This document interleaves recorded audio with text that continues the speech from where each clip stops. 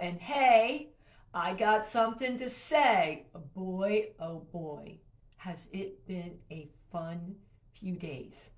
I've been spending a lot of time, don't tell anybody, in my garden. Yeah, weeding, planting, mulching. I freaking just love it. Having a good old time. And also, which is a big thing, spending time with some of my friends from HPS. I freaking heroic public speaking grad program.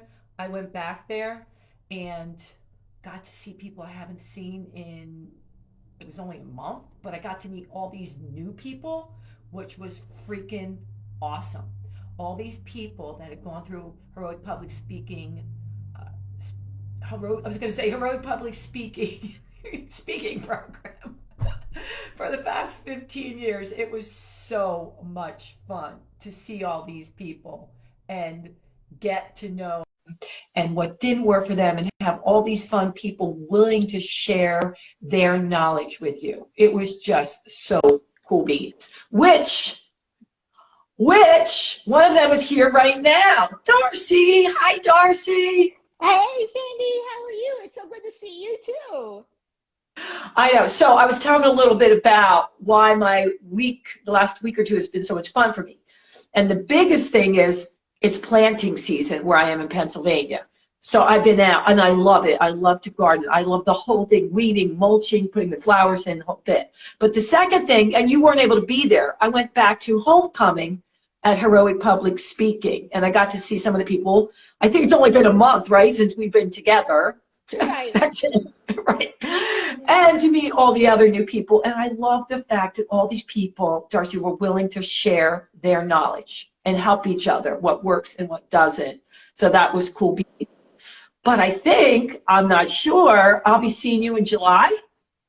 Yes, I'll be seeing you in July. We will get to share some of our talks for the world and record it and just get some more practice and get to connect. So that's always so fun just to keep building our community, right? Yeah. And I really am just beyond blown away. All the people, even in your same field, which want to lift you up and give you inside information. Sometimes you see that, Darcy, but not necessarily you're all going after the same thing. So I think that's pretty incredible. Yeah, and I think that I think we've kind of lost some of that in the past couple of years where we've all had to sort of be on our own, but being able to connect with people live or connect like this way and be able to share that energy and lift each other Yeah. up and not feel like it's not an end sum game, right? If there's more for you, there's more for me, and we're all trying to make the world a better place. So, Well, let me tell you what happened just recently. Talk about HPS slogan is yes and. One of our peeps, Jennifer B, I call her, was supposed to be on live today. And she got called at the last minute away on business. So she didn't even tell me. She reached out to the group and said, listen, I'm in a jam. Does anybody want to step up? And talk about yes and. Darcy said, I'll do it. I'll do it. So just last night around 11 o'clock, it was a switcheroo. And I thought, oh, I'm so excited because I love your mission and I love, what you're putting out in the world. But before we get into that, I'm going to tell them a little bit about it. Cool beans? cool beans. Here we go. Executive leadership coach Darcy Eikenberg is the author of Red Cape Rescue, Save Your Career Without Leaving Your Job, and works with leaders and learns all over the world. She also speaks at company and professional group events and shares stories and career strategies every week through her insider community. Darcy, you said over first, I want to back up a second because I really want to dive into that. We haven't had anybody really talk about that ever on this show, so I want to make sure we get into that. But let's start off with your one freaking line.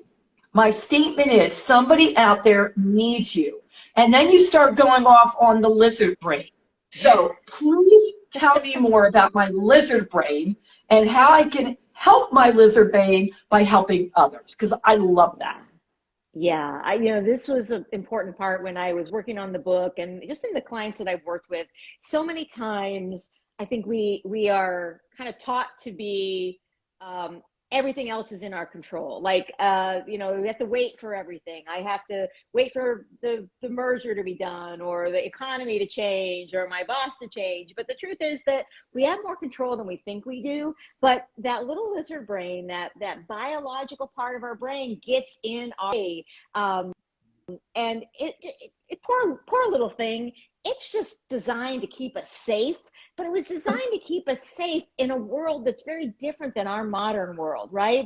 It's the same part of the brain that gets stimulated when our ancestors heard a tiger roar, that the part of your brain gets stimulated now when you hear your project manager roar. I mean, it's the same thing. But yet our project manager is likely not going to take a bite out of us too soon. So we have to recognize when we're holding ourselves back.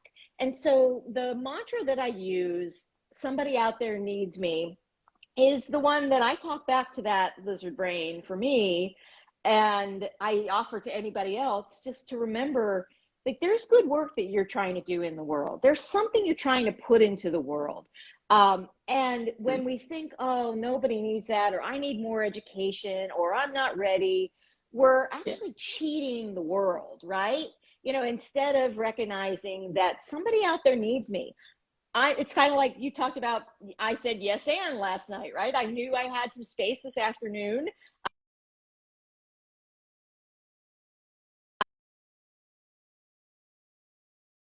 Yes, and I'll show up. Who might be watching or watch this later, where something you and I talk about is going to flip a switch for them, and they're going to say, whoa, wait a minute, that's an interesting thing to think about. Maybe something, maybe I need to show up a different way. So somebody out there needs me is a way just to check that little lizard brain and show up and be the person that you want to be. I don't know if this is the same, but whenever any of my friends or my clients are really feeling down about something, first I tell them, get it out. It's okay. Be honest about it, whatever way, talking to someone or journaling. But then when you focus your attention on somebody else, you forget about your own stuff. I think that's very true. My grandma always used to say that when she would get into a funk, she would go do something for somebody else.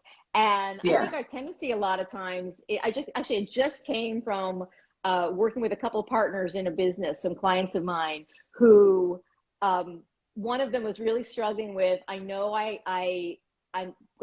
need to take some time off. The winter, spring so far has just been flat out. Summer looks like it's slowing down a little bit, or kids are home. She's like, I know I need to take time off, but I feel a little guilty, or I feel like I can't let go for that long. And I looked at her partner and said, what do you tell her for that? She's like, take the time. It's like, how is it that we can't talk to ourselves in the way that our friends can, or the people that care about us? And so learning that skill, learning how to get out of, that trap of that little lizard brain, that protective brain, and be able to talk back and help us do the things that we know we want to do, that we want to step into things that can really be helpful. It's sometimes easier to realize it's not just for you. It's not selfish. It's actually giving something to the world, whatever your world looks like. Could be your family, your community, your office, or the bigger world at large. I want you to go through, if you can, the dialogue, because I think it'll help us, that you have with your lizard brain. Like, do you have a name for it, or you just call it lizard brain? Do you actually talk to it? Do you pretend you're out of your body? I need to know more, Darcy. Okay, this is actually a strategy. I can take no credit for this. This is a strategy from Shiraj Shamin, who wrote the book Positive Intelligence. So I really recommend the Positive Intelligence work. But the shortcut to this strategy is actually to give that part of your brain a name. So for me, I call mine Mrs. Darlington because she was a teacher in grade school who would always be critical of me for talking too much. Side note, I now make my living talking to people. So I have clients. I have one client who calls hers Little Trouble. And it's like, okay, Little Trouble, I got you. Go away now. I have a client who calls his by some Marvel character name, some evil character. Yeah. I don't know that whole world, but it works for him, right?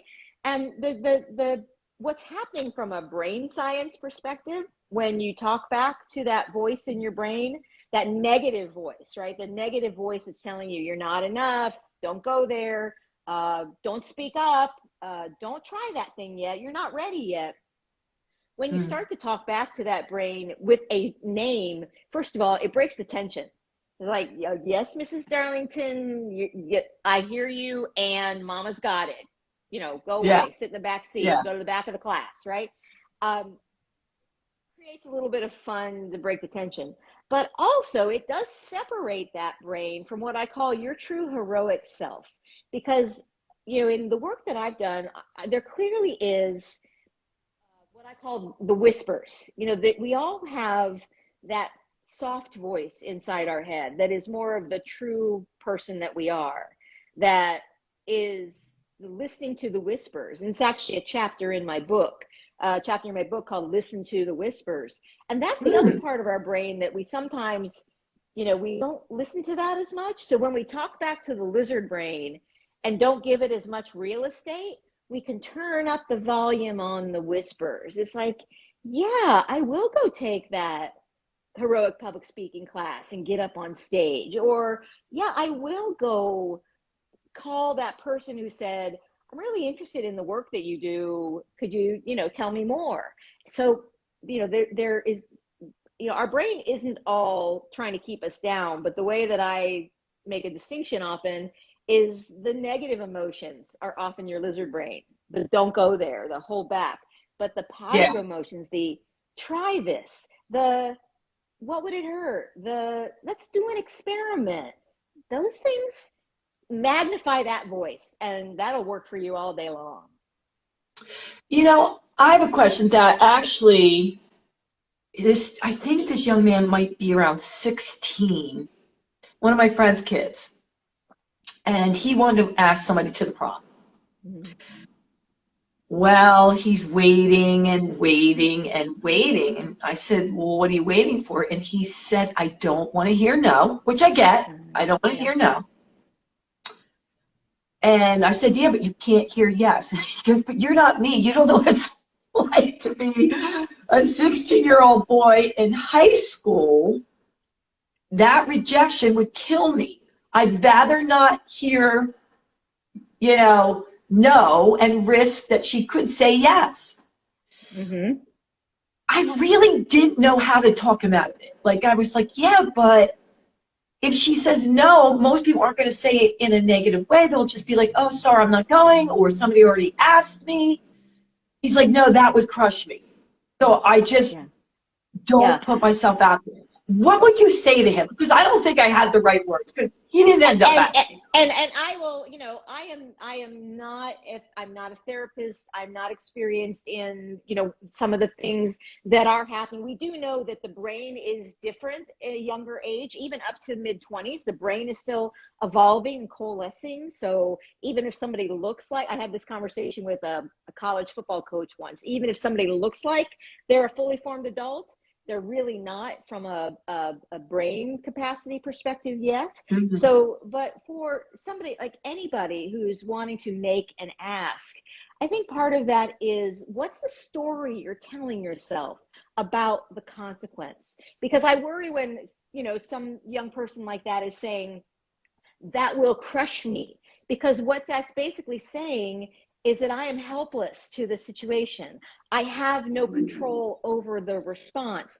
And the truth is, he controls three very important things in everything in his life, as do you, as do me, as do everybody who's watching.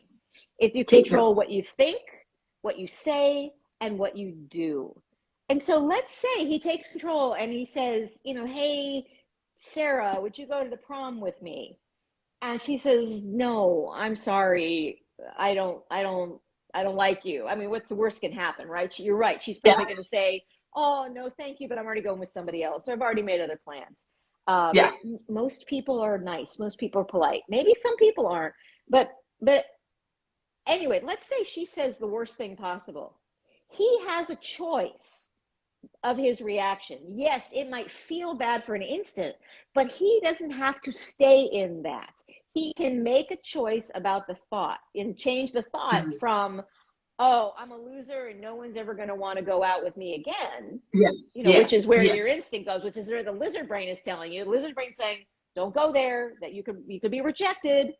And remember, the lizard brain is also, it's biological. We needed people in our community. So rejection, the reason that feels bad is because it feels unsafe to ourselves.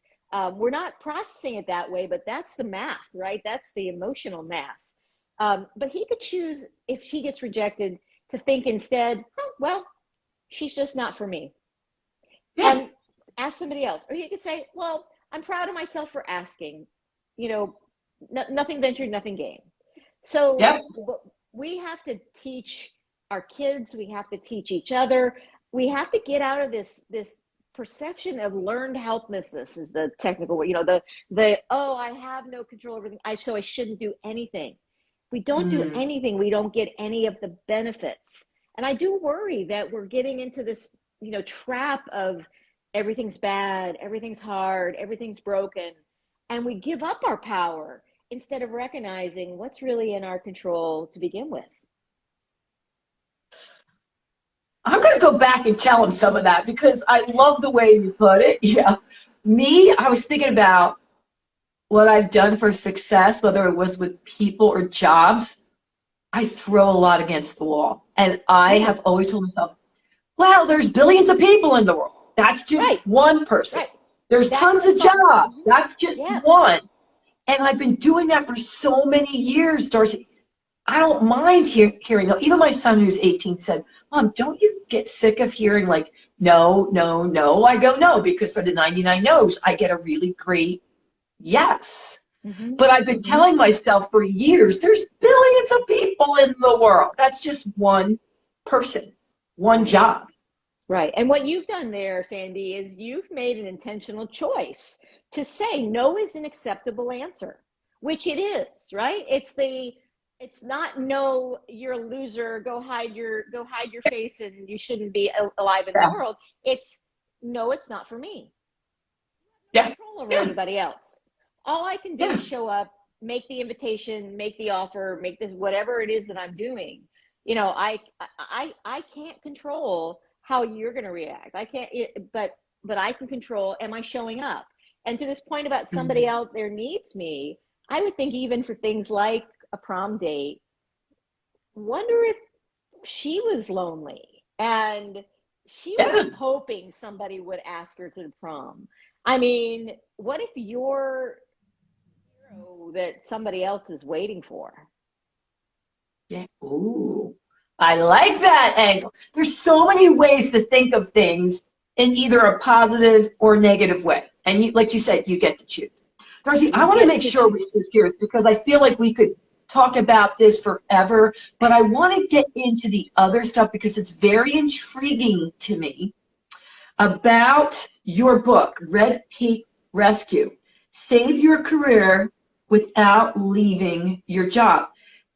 And I've thought about this for so many years. I used to tell people, you don't want to just jump to the next job without resolving what's going on there. Like if you have a boss that you can't stay up, the sun is up and you don't feel worthy.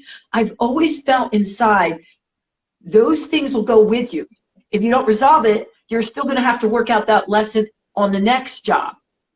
So that's why I love that you're talking about this. But before we even get into that, why Red Cape Rescue? I love that title. Oh, thank you. Well, my business is called Red Cape Revolution. And the idea behind that was remembering when you were a kid and you grabbed a towel or a sheet, you threw it around your shoulders and you felt confident. You felt like you were in control. And what would change if you could feel like that every day in your life at work?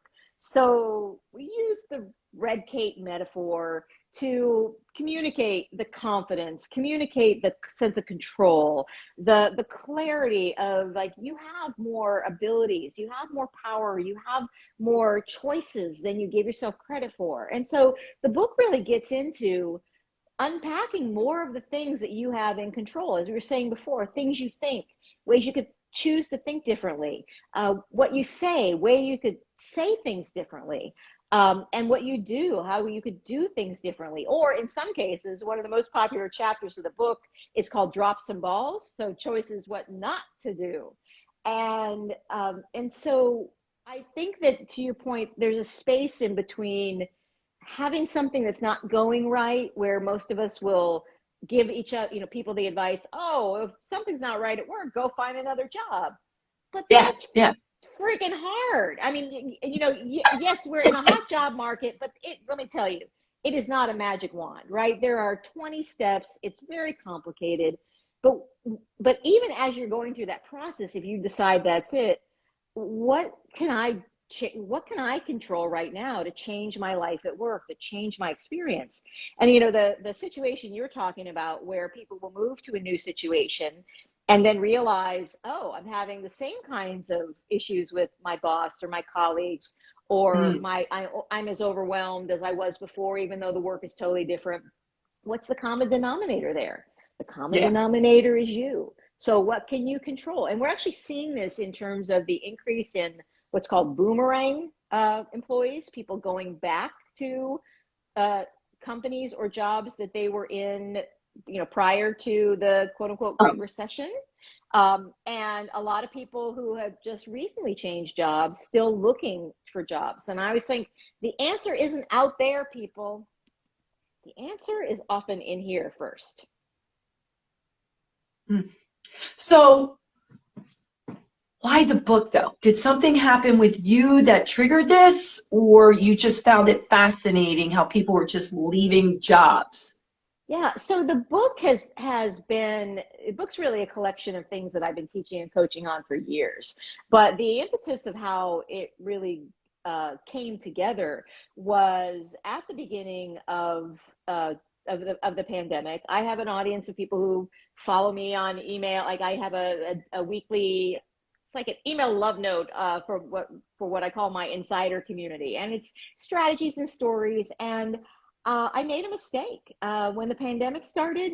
I kind of took it lightly. I was maybe joking around about hoarding toilet paper, or things that at the time, especially on the East Coast, a lot of things hadn't magnified yet. But I got an email back from, I was invite my readers to write back, and I got an email from someone on the West Coast in Seattle, who actually worked in a airline medical area. And she really told me, she said, I thought it was kind of flip. I don't think you really understand. And it really made me stop and say, okay, good for her to call me on it. What does my audience, what do the people who follow me and trust me, what do they really need right now? So I wasn't sure. So I asked them. And the answer I got back, I expected to get back, we need work from home strategies, or we need strategies to manage teams remotely. But the consistent answer it came back is, we need ways to feel like we're in control again, because people had lost the feeling that they had control over what was going on, because so much was coming at us externally. There was so much fear. And so it really made me stop and think about some of the things I've taught for a long time, which has always been, how do you get back into control? I just don't know if I really framed it like that. So the book, and thinking about how to rescue yourself, how to be the hero of your own situation, really came out of putting together those lessons in a way that were simple and easy, but not things that we're doing on a regular basis. Reminders in many ways of the strategies that you can take. You don't have to wait to be invited. You don't have to wait for somebody to approve something that you can take right now to create a change that's right for you. And everybody wants different things in our workplace today, right? There's no one prescription. So we've got to design our life in the way that works for the way we want to work.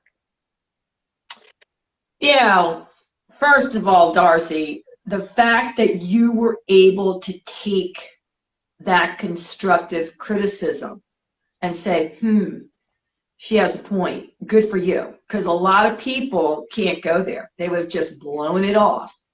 But for you to go in and then dive in and say, okay, let me ask them what they need, right. Which I always say, why don't you ask your audience first? Right. Yeah. And it was a great reminder for me, because I've often asked my audience, but this was such a traumatic time for so many, or we just didn't know what to think, right? And it seemed to happen quickly. I mean, it didn't really in hindsight, but it seemed to, and everything was disrupted.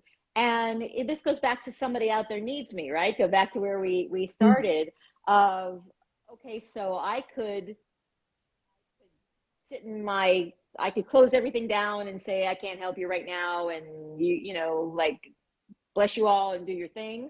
Or I could say, okay, I'm in relationship with the people that follow me, that read my emails, that, that connect with me, people that work with me. How can I serve them best right now? Like, somebody out there needs me. And what do they need me? And so when it came out to that, it was really that encouragement, that control.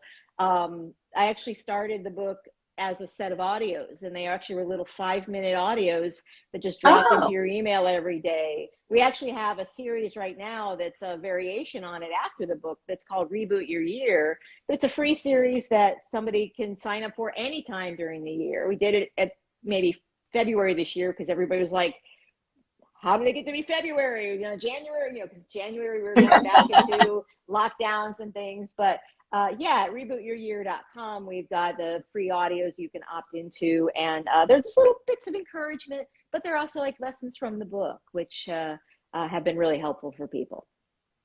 I love those 5-minute reboots, or just a few minutes. I love that. You go take your walk, you're watering the lawn, it doesn't matter. Everyone says, oh, you don't need that stuff. Oh my God, every single day, Darcy, I have reminded podcasts and it's a calibration, right? It's like, how do I take all this, all this stuff that's processing in my big, beautiful brain, and how do I just zoom it in to say what's important today, or what do I want to think about today, or what's one reminder instead of 20, and take the pressure off ourselves too. I love that. All right, listen, I told you, we only have like 3 more minutes, but I better get in some of these questions. All right, so big one. We'll call her Sally Bell. Sally Bell says, okay, I don't want to leave my job. I do make great money. I like what I do, but is there advice Darcy can give me? My new boss really, there's like 5 reallys. Really is a micromanager. Help. Yeah. So Sally Bell, the first thing that if your boss is a micromanager, I think first to recognize, I only control what I think, say, and do. So can I look and think differently about that? Is he really a micromanager, or is he afraid? Is he new to his role and he doesn't really trust what's going on? So, what else could this mean? What else could this behavior mean? All bad behavior usually comes back to fear somehow. And so when you trace it back to what's really going on, and if you don't know, it might be a great conversation to say, we haven't sat down and talked for a while about what's important to you in your role. And because I want to make sure that we're working well together and that you're, feeling successful, and unpack a little more. And then what do you say? Then you can ask for different behavior. Hey, Bob, you may not recognize that when you do this, it makes me feel like that. Sometimes our managers are just doing what they've always seen done, and they haven't had any training. We can't see the label from inside the jar. Sometimes we need somebody to hold the mirror up. So those are a couple quick things in the time we have for Sally Bell, but always happy to answer more questions. But you remember, you can't wait for everybody else to change. All you can control is you. And when you change, things around you or the way that you see things can also change. By the way, I want to go back. Could you just re-say the label in the jar and the lid thing? I want to use that. I'm going to Sure. steal it. You can't see the label from inside the jar. And we live in our own jars. I think Okay. things should be this way because that's my I got it. experience. That's why we have coaches. That's why we have mentors. That's why we have friends. Yeah. And you know what, Darcy? It seems so simple. I always say to people, well, did you talk to them? Because a lot of times people don't really know what they're doing. And not saying all the time, but there are so many times I go, oh my God, I didn't realize I was making you feel that way. So the fact that you brought up that's what you should do at least, and how you phrased it, what kind of boss do you want to be? What do you expect from me? And one of the things that we have in the book, and also as a free toolkit with the book that you will sign up for when you get the book, is scripts. How do I get started with this conversation? Because that's always the pain, right? But what are the scripts? Like, how do I start to say things? How do I even change the script in my brain? And so I love being able to do the scripts just to get you started, right? That's the hardest part. Because once you start, then you're in a conversation or you're gathering data. And so often we make all these assumptions. We create all these stories in our head. And I always ask people, how do you know that that's true? And often the data's not there. We just made up the story. I love that you give them scripts. I'm all about that. I just helped a young man in his 20s who's tons and tons of social anxiety. I gave him little lines to say because he was going at a fundraiser and he wasn't great with small talk. And he goes, well, isn't that cheating? I go, no, I'm giving you lines so that you feel comfortable in that setting, just little things, to break the ice. And it worked, by the way. It works. Yeah. Really. And a script doesn't have to be, I'm a robot, right? You make a script for different situations, and things are they're just ways to open up the conversation. Help me understand. Sometimes help me understand is a powerful word instead of just you making up your understanding. It's like, help me understand, when you did this, it was contrary to what I heard you say before. Help me understand. What am I missing? And it just opens up conversations instead of shuts it down. But you are in control of choosing that you're going to say something, that you're going to ask something, or ask for what you need. Yeah. All right, one more we have time. We're going to just sneak it in here because I got it a lot. When do you know it's time to fold? I got that so many times in different ways. Ask Darcy, how do you know? Okay, I've done all this. I need to move on. Right. So I first of all, it is, have I done this? Like, and am I clear about, do I have the data? Am I clear that this particular situation is not going to change? Or this particular situation, I have asked for what I've needed. I have put a timeline on it. I have been very specific to whatever I need. As opposed to leaving because it's easier, leaving because I don't want to have to confront something. Believe me, if you are thinking about, should I stay or go, the muscle you're going to build working through feeling like you're making the right decision, that you're not leaving anything major on the table, will prevent that next situation from being the coulda, shoulda, woulda, right? Or will also help you, if you're interviewing, to really look for, well, what is the true thing that I'm missing? I hear a lot of people say, well, I'm moving for the money. Well, money is not a long-term satisfier. There are other things that are important to you. It might be the respect of your boss. It might be freedom, flexibility, autonomy. But this means doing the work at a little bit more level. Now, if you've done the work, you said, I've had the conversations. I am very clear about what my value is. I'm clear about where I want to go next from a growth perspective. If I have done all I have, then I want to leave with respect. I want to close things, in a professional way, not just ghost people out the door, because that is coming back to people now. And again, it is playing that higher game. maybe your organization, maybe your leaders are broken. Maybe your organization, remember, every organization is made up of human beings. So sometimes I think we say, they won't let me. I was like, who is the they? If we don't know, we can go and find out. But at that point, it's like, I've done things that I feel good about, that I did what I can control. Then great. What am I going to? What's the thing I want to go to next? So don't run from something, run towards something. I love that.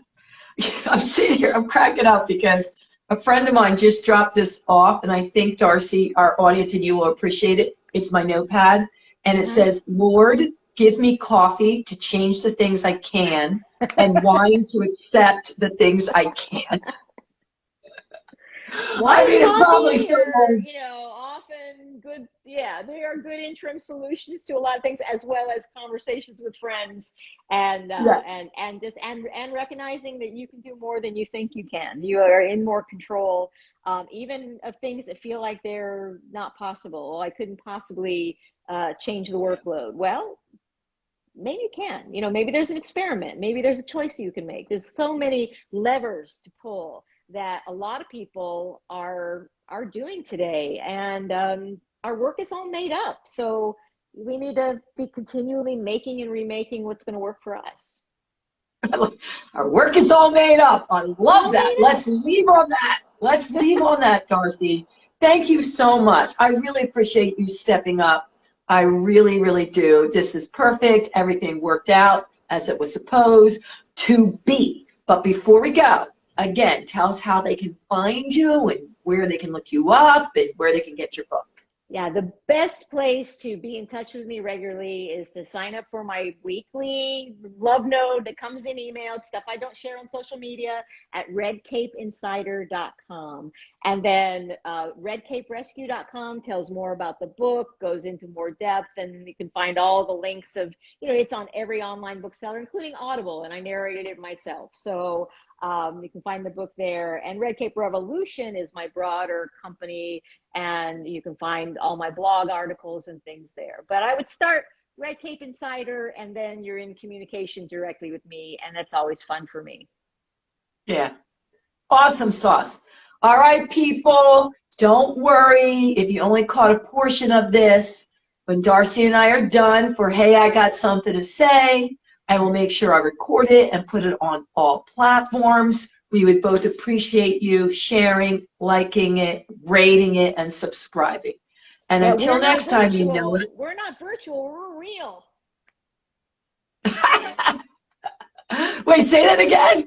We're not virtual, we're real. We're real people, right? We love it when you share and subscribe and send it to friends. So, and thank you, Sandy, so much for having me today. Oh, you're so welcome. Until next time, toodles. Bye all.